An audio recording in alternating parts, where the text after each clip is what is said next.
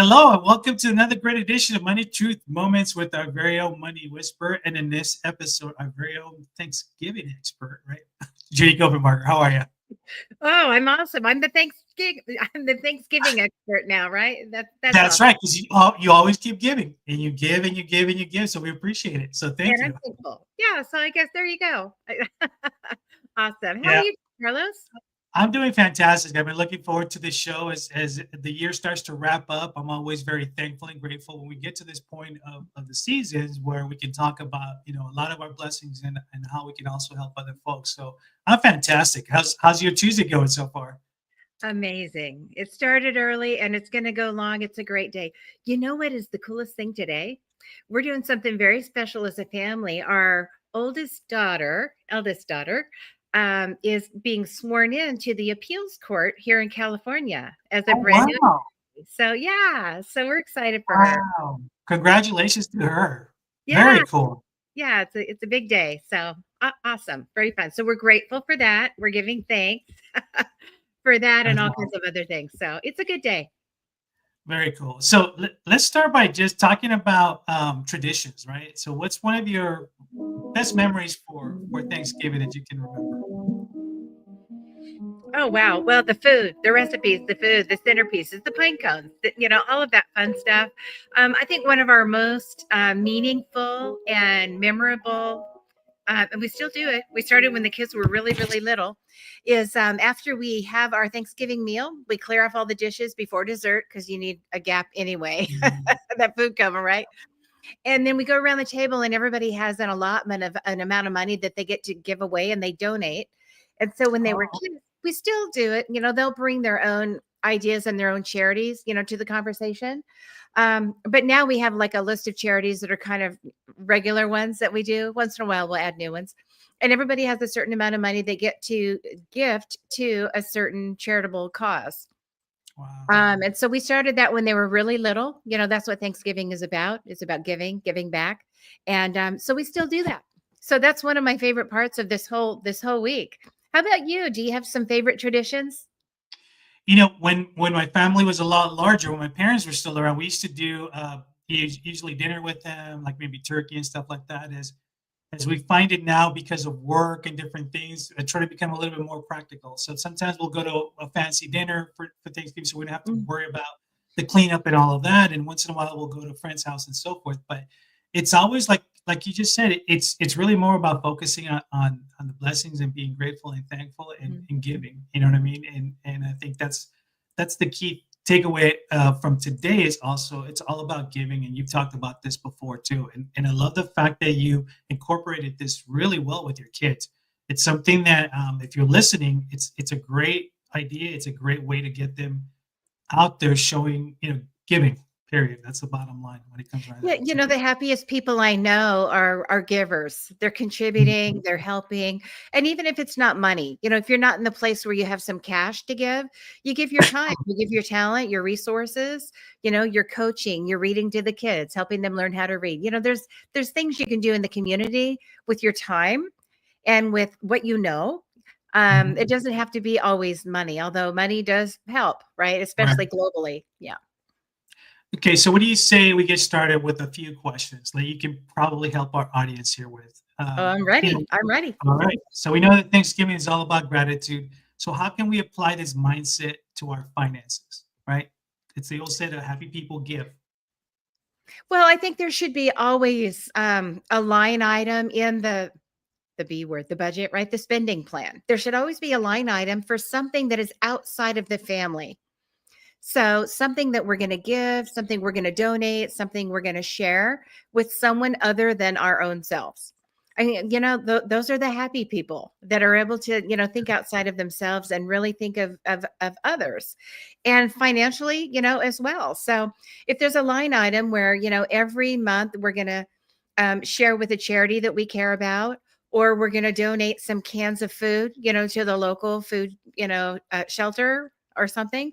If we're going to buy an extra pair of shoes for the kid on the team that really is struggling, financially, and you can tell. So things like that. If there's always room for what you have, we have so much. I mean, all you have to do is travel a little bit to see how much we have. We Right. consume so much. There's always something that we can share, even if it's from our pantry, even if it's from our closet. True. There's something we can do to help someone. And incorporating that into your regular spending plan, I think is just, to me, it's natural. And I help other people just make that be just a natural part of what they do.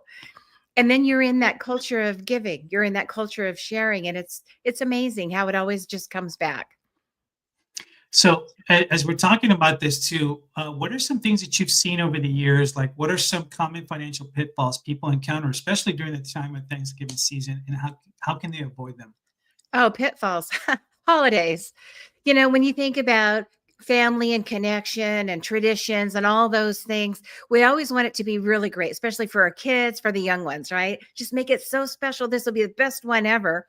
And it's easy to compensate with money or overcompensate with money. So, just overdoing it, the decorations, we did more than we expected. Gifts, we did more than we expected. Why not just plan and stay within that? So really it's about the connection, it's about the memories, it's about having that meaningful time together. It's not about the biggest best gift. And I think people that figure that out, some people never do. It's always about, the designer brand, or I bought the better gift than the other family relative, or whatever. Um it's about the connection, if it's about the tradition. And if we can get back to that and not have it be about the expensive things and get the commercialization out of it, which is hard, it's all around us. But if you just focus on really what it's about and the people involved, I think that can really help make your holidays, Thanksgiving and any other, more budget friendly for sure. So now I'm going to expand and ask, because you kind of answered my a few of the questions I have for you next related to the B word, and I'm going to add the S word for spending. Right. So now we have budget and we have spending, but here's the big one that always happens in Thanksgiving. Right. So what do you recommend, or how do you recommend navigating Black Friday or Cyber Monday deals without overspending? Because I will tell you right now, I'm over the years, as far as back as I can remember, Black Friday or day after Thanksgiving, I was like at 4:30 in the morning at a store because I wanted this like awesome TV for half fraction of the cost, and we all did that. You know what I mean? You do a lot of the shopping because everything is so cheap and all that. But again, what do you recommend navigating through Black Friday and Cyber Monday, which are good and bad for a lot of us, that's for sure. Well, it's planning ahead. If you start in March planning for Black Friday and every month you put away $20 or $50 or $100 or whatever, then it's not a surprise come November that now you have all this money you want to spend and it's not there, and you end up using a credit card, so everything costs twice as much, right? If you pay it off on time. So if you plan ahead, that's one thing. But I think with things like this, sometimes you can gamify it, make it fun. Okay, here's the thing. I've got all these stores I want to go to and all these techie things I want to buy, all these toys for the kids, all these, outfits, sweaters, cashmere, whatever's on sale that floats your boat. So whatever the thing is, you have a certain amount of money and the game is to spend within that amount of money and get as much as you can, right? That's the game. And so maybe it's a little more shopping. It's a little more going to another store or two, getting up at 3 instead of 4 in the morning, if that's your thing. Going online. I think most things now are online, and shopping it, looking for the best deals. Make it a game to find, they have these websites that are it's the source of all the deals. Like everybody has these sales, and then there's one website that says, here's where all the sales are. And then they take a piece of it, right? Find those and make it a game to spend within the budget, the B word, right? Spend the S word, to do that within, and then make it a game. Okay, I've got $500. You got $500. Ready, go. Who got the best stuff? That might help. And no going over. If you go over, you lose the game. It's kind of like the cue ball went in the wrong pocket at the wrong time, right? Yeah. So, yeah, so that might help make it not so painful or feeling like it's something you can't have, or it's constricting you or limiting you in somehow. It's like, look at what you get to do. You get to go win the game. That might help. That's a great idea. I never even thought about that, but that definitely makes it fun. Not try to overspend, and you try to keep everything at the mark and see who got the most for their buck, basically. Which is awesome. But Sure. But it's funny that even now, up to this day, you see like the amount of people that are just like piling on stores. You see it on the news and all of that. Just or I remember one of the things, I don't know, this year or the last couple of years, I haven't seen what that favorite toy is. Do you remember like the Furbies, the Cabbage Patch Oh Kids, yeah, the all this every stuff year. over the years, right? The big hype, and everybody trying to get this and trampling over each other for it. It's like I'm glad I'm past that, But I don't enjoy crowds, so I've never done that. But one time, I think our youngest children were maybe college age, late high school or college age. It's like, we've never done that. We never got up or stayed up all night or slept in the chairs outside, to go do that. We need to go see who's out there at 3 a.m. Let's go find out what that's like. So yeah, one year we all piled in the car at 3 a.m. We shopped from like 3 to 5. We didn't even buy anything because the lines just at like Target, all the carts were gone. And the line of carts went all the way from the front of the store to the back of the store and all the way around. And that was wow, when we got there in the middle of the night. They were already lined up. And it's like, they're going to be here for hours in line to save $20. yeah, And there's nothing here that I want. And so we kind of went and observed all the people. We went to the mall, we went to several different places and the big box stores. And it's like, this is what they do to save $20, $50, maybe $100. It's like, it is not worth it is not worth it. So we went to breakfast and went home and went to bed. So it's like, but we had the experience and it's like, good. We never missed out all these years. But some people love it. They can't wait. They can't wait. yeah. And that's like their family fun that they go do that. So more power to them if they can save some money and have some great connecting time. Our connecting time is usually a little bit more either in the garden or around the table. That's just That's our awesome. style.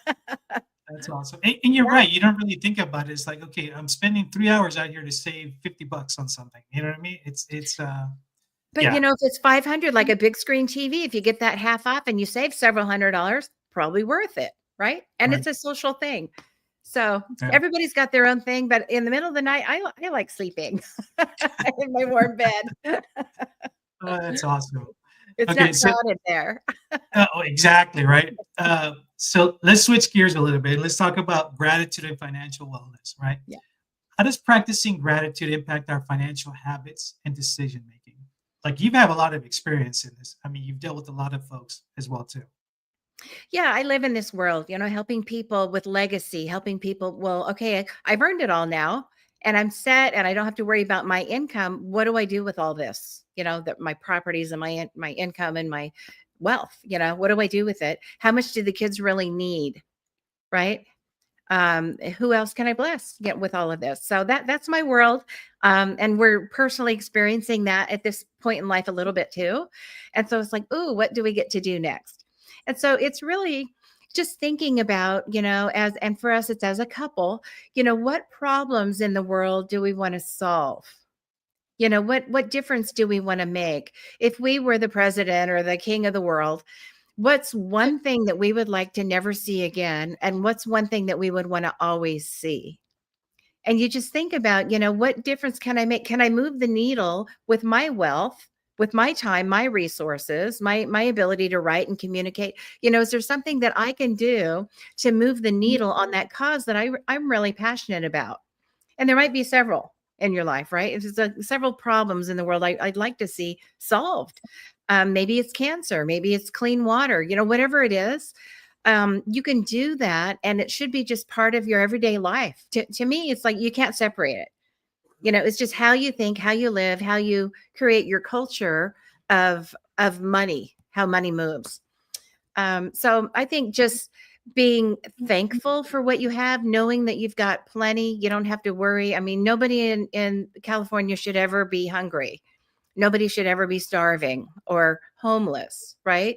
So we've got means to take care of people that have lack, but most people that I talk to don't have lack. They're in a home, they've got a place to live, they've got work to do, they've got plenty to eat and other things, they've got transportation, they've got what they need. So beyond what they need, a few things they want, it's nice to take a vacation and do some nice things and maybe have a designer bag if that's your thing. But who else can we help along the way?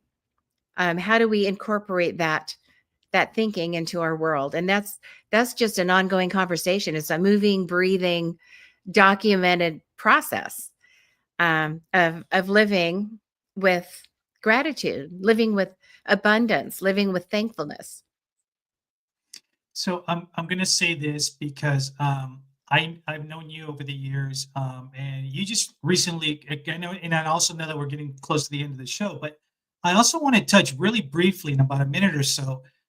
You just took a trip, and it was a trip to bless people, and I want you to share, like, within a minute, like, the things that you see while you're doing what you're doing, and blessing folks.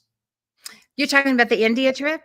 I am, Yeah. yes. So, yeah, Larry and I, we help people in India through a charity I'm on the board of. And so we went to make sure the work that we're doing is being delivered. So to check with all the partners, all the leadership on boots on the ground there in India. So we got to go see the people, meet the people, go into the villages, into the deep, dark recesses of the jungles, all of that, to make sure the people are being served with what we're delivering.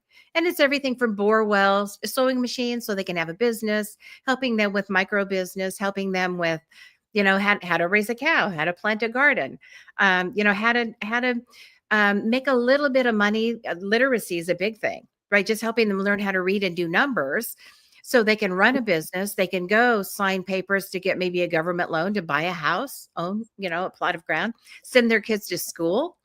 And so we were able to go to some villages that are just beginning to do that and see kind of the before picture and the hope that's coming there. And then we went to some villages that we've been there 4 or 5 years or a little bit longer and see the difference, the Um, evolution, the transformation. And that's great. So I guess that's coming from this, giving back thing that, we're talking about here. And that's kind of a big deal. You have to go really far. It takes a little time and money and effort to do things like that. But there's things in your backyard you can do. You have an elderly neighbor, go mow their lawn, right? Go do a yeah. grocery run for them. See if they have everything they need for the holidays. Put up the tree. Maybe it's hard for them to put up the tree. Go put up the tree. So everybody has something they can do. It doesn't have to be across the world. I enjoy that. And we're kind of at an adventurous portion of our life where we want to go see the culture and see and smell and taste all the that's going on over there. But everybody can serve. Everybody can be generous in their own way and thankful. Generosity and thankfulness is the same to me. Mhm. Because we're grateful, we're thankful, we know we're coming from abundance, there's enough to share. We don't have to worry about there's not enough, right? Right. And so to me, that's kind of all one of the same. But that's what we were up to in October and looking forward to other trips around the world, helping other people. So I encourage other people to do it. It's wonderful. And I think at some point we'll have to dedicate a show for you to talk about it, and we can share some of the photos and things like that, so folks can see the involvement. And again, be grateful for where you are and what you're doing, because a lot of people aren't as lucky as well. But Right. we're at the tail end of the show, folks, and you know what that means, right?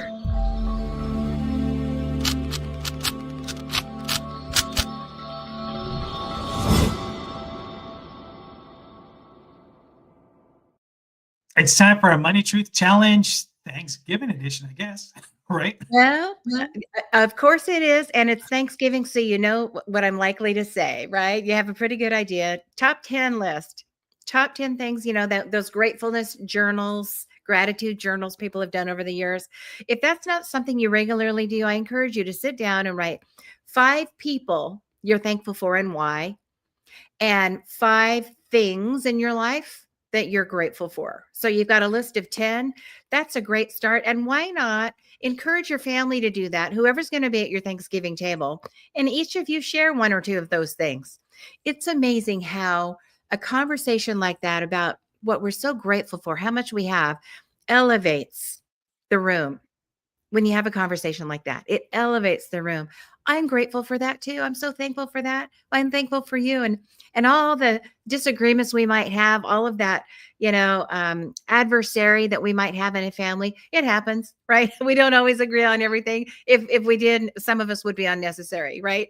So to come together and go, yeah, we're not alike. We don't think of everything exactly the same, but look what we do have. And we're here around this table together, if that's not enough, right? So 5 people, 5 things, a list of 10, what you're thankful for. That's your challenge. All right, folks, we are here every Tuesday morning at 8 a.m. and we have the replay on Thursdays at 8 p.m. And make sure you're following Judy at judycopenbarger.today.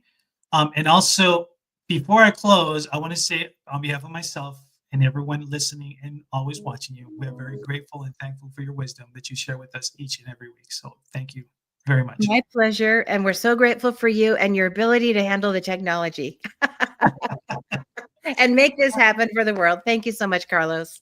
You're welcome. All right, you guys, we'll see you guys next week. And until then, stay safe and don't eat too much turkey. Happy Thanksgiving.